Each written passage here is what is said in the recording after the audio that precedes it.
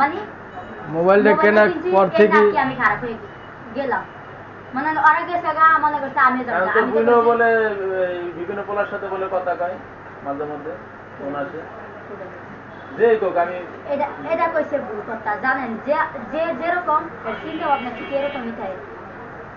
হ্যাঁ কি আরে ওর সিম ওর নতুন সিম তুলছে না, রকেট খুলছে, টাকাটা কিন্তু এক বন্ধু বান্ধবকে মারছে, টাকাটা কেউ মারে নাই, টাকা যে 9,000 টাকা মারছিল হ্যাঁ বন্ধু বান্ধবকে মারছে।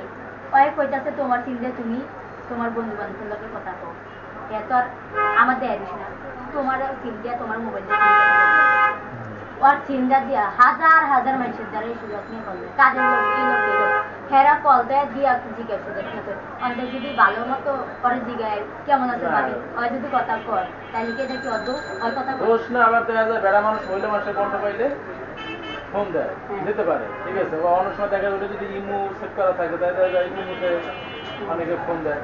অনেক সময় ঘরে মহিলা মানুষের সিম আলাদা রাখতে হয়, মোবাইল আলাদা রাখতে হবে, ওইটা দিয়ে কোনো বন্ধু বান্ধবের সাথে কথা বলতে হয় না, ওই নাম্বারে বা ইমো খুলতে হয় না। এটা এখনকার ওইটা যে তোমার ইন্টারনেট যুগ, এখন ইন্টারনেট যুগ এরকম হয়ে যায়। যাই হোক, সবাই কিছু ভুল আছে মিস্টেক আছে।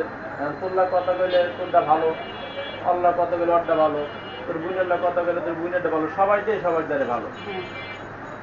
এখন আমার কথা হইলে তুই ভালো হয়েছ, ঠিক আছে, কথা টথা কইস না। আর কথা মানুষের কাছে চাকরি করলে কইতেই পারে, স্বাভাবিক। কথারও অনেক ই আছে, অনেক ধারণা আছে বা অনেক সিস্টেম আছে। একজনের সাথে মানুষ কথা বলতে পারে, চাকরি করো, 5 জনের সাথে অফিসে কাজ করো, ফোন দিতে পারে, কিন্তু কথার একটা সিস্টেম আছে। কিন্তু তোর আমার বিয়ের বয়স হয় নাই, ভালো হয়েছ। আমি ওই টিকটক করি মনে মনে বাসায় থেকে ওই যে 4 দিন বাসায় থেকে মরে তো বাড়ি গেছে আমি তো কোন পোলায় ফোন দেয়, কোন পোলায় ওরা বকাবকি করে।